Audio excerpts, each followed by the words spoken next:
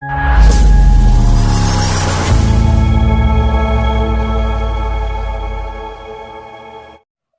દોસ્તો, નમસ્કાર, good evening. RBC breaking ન્યૂઝમાં તમારું હાર્દિક સ્વાગત છે। તો ચલો દોસ્તો, જોઈશું આપણે આજની બ્રેકિંગ ન્યૂઝ।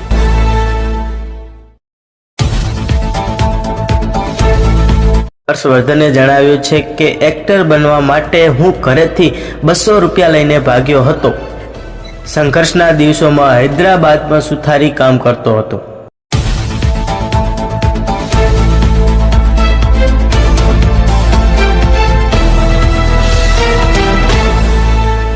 અમદાવાદમાં સ્કૂલે વાહન લઈ જતા બાળકોના વાલીઓ સામે કડક કાર્યવાહી।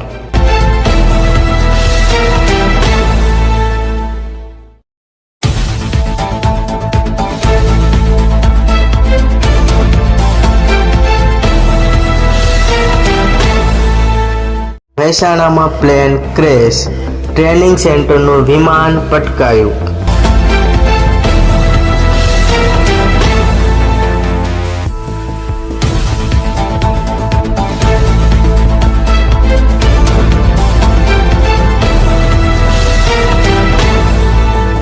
સુરતમાં 11,000 બહેનોએ નૃત્ય કરીને બનાવ્યો વર્લ્ડ રેકોર્ડ।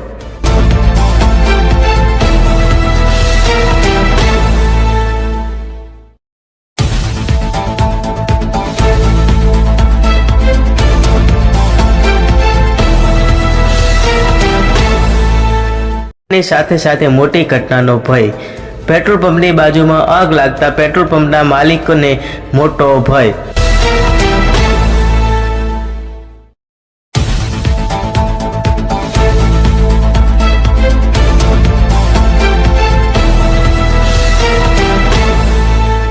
મહેસાણામાં પ્લેન ક્રેશ, ટ્રેનિંગ સેન્ટરનું વિમાન પટકાયું।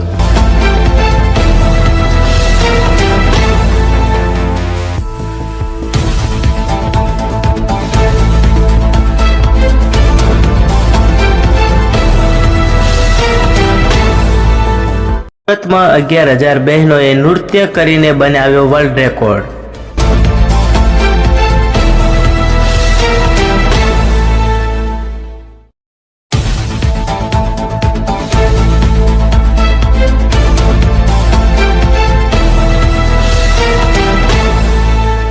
ની સાથે સાથે મોટી ઘટનાનો ભય, પેટ્રોલ પંપની બાજુમાં આગ લાગતા પેટ્રોલ પંપના માલિકોને મોટો ભય।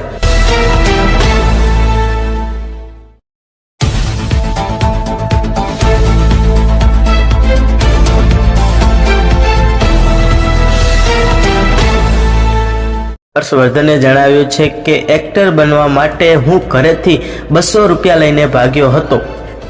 સંઘર્ષના દિવસોમાં હૈદરાબાદમાં સુથારી કામ કરતો હતો।